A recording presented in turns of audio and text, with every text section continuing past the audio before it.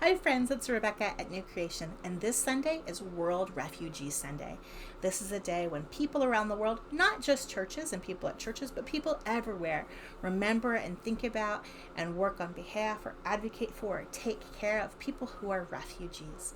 A refugee is someone who has to leave the country where they live and find safety in a new country, maybe because of a war or because of a disaster or because of climate change. Or because of some other kind of violence or something that's hurting them. And so we, in the Christian church, we're to love refugees because we know that Jesus was a refugee when he was a little boy. He had to run away from violence, and his family lived in Egypt. And so that's one reason as Christians we love refugees, because when we love refugees, it's like loving Jesus. The story I want to share with you today is a book that I really love. You can tell because it's missing its cover, because the spine has been cracked. There's some water stains on it. Oh goodness, we've read this book a million times in my family. Maybe not a million, but maybe 1,000. And it is called How I Learned Geography by Yuri Shulevitz. And it's a true story in memory of my father. When war came, it devastated the land. Buildings crumbled to dust. Everything we had was lost, and we fled empty-handed.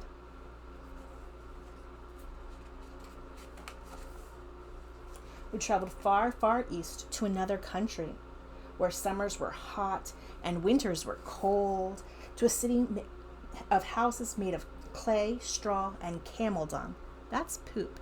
You could shape it into the shape of a brick, and it dries and gets hard, and you can build a house from it. So that's what the new place was like, not like the old place at all. It was surrounded by dusty steps, burned by the sun.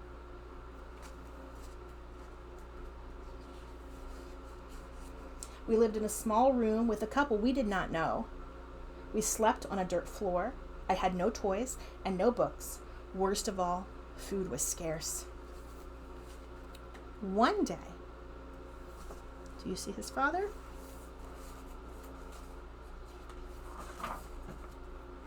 Father went to the bazaar, it's like a marketplace, to buy bread.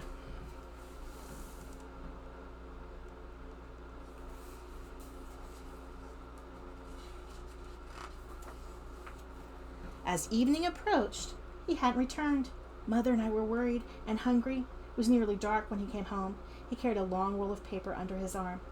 I bought a map, he announced triumphantly. I bought a map. Where's the bread? Mother asked. I bought a map, he said again. Mother and I said nothing. I had only enough money to buy a tiny piece of bread, and we would still be hungry, he explained apologetically. No supper tonight, Mother said bitterly. We'll have to eat the map instead. She's being sarcastic. I was furious.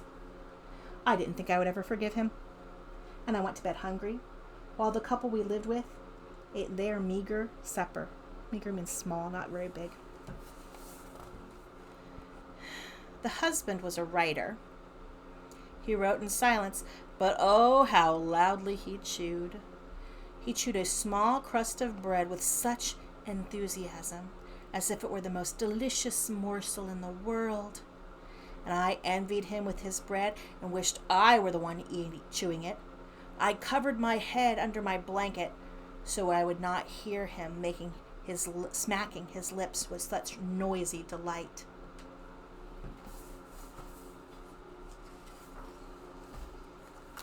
The next day, Father hung the map. It took up an entire wall. Our cheerless room was flooded with color. Look how big that is. He has to stand on a stool just to hang it. I became fascinated by the map and spent long hours looking at it, studying its every detail, and many days drawing it on any scrap of paper that chanced my way.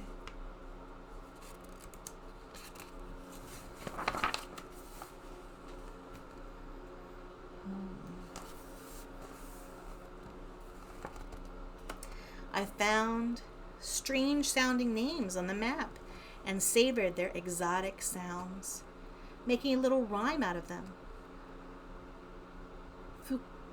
Fukuoka, Takaoka, Omsk, Fukuyama, Nagayama, Tomsk, Okazaki, Miyazaki, Pinsk, Pennsylvania, Transylvania, Minsk.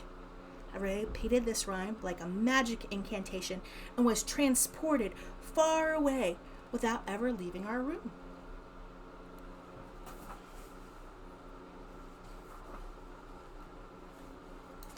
I landed in burning deserts.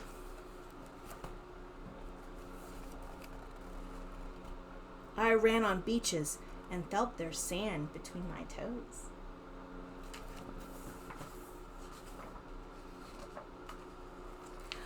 I climbed snowy mountains where icy winds licked my face.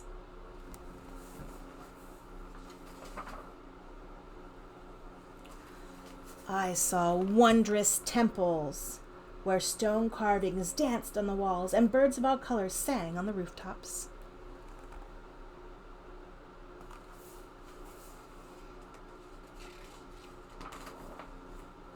I passed through fruit groves, eating as many papayas and mangoes as I pleased. I drank fresh water and rested in the shade of palm trees.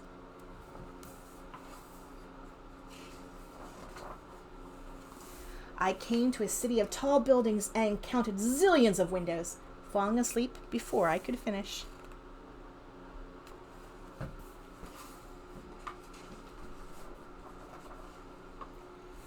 And so I spent enchanted hours far, far from our hunger and misery. I forgave my father. He was right, after all.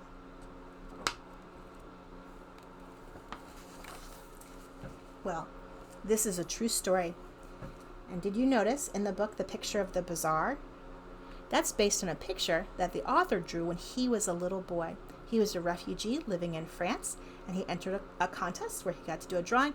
He drew a picture from his childhood when they had left Poland at the start of World War II, and then he moved to Turkestan. Today it's called Kazakhstan, where he lived. And then he got to go to France and live there. And that's the picture he drew of his childhood memory in Turkestan. I'm so grateful for the refugees who live in Kansas and live in our town. I'm grateful for refugees everywhere and all the ways they make our cities and our communities, our towns, better places. If you get a chance this week to support a refugee, you can do it. You could write a letter to someone who's a refugee.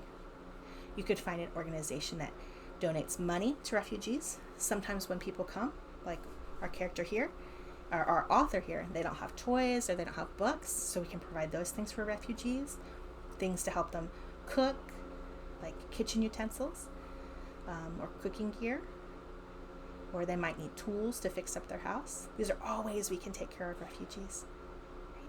Or you can ask a grown-up to help you find an organization or a way to help refugees and welcome them into our community and our state, so that we can be good neighbors to people who need it. Thanks for listening to this story today. Bye-bye.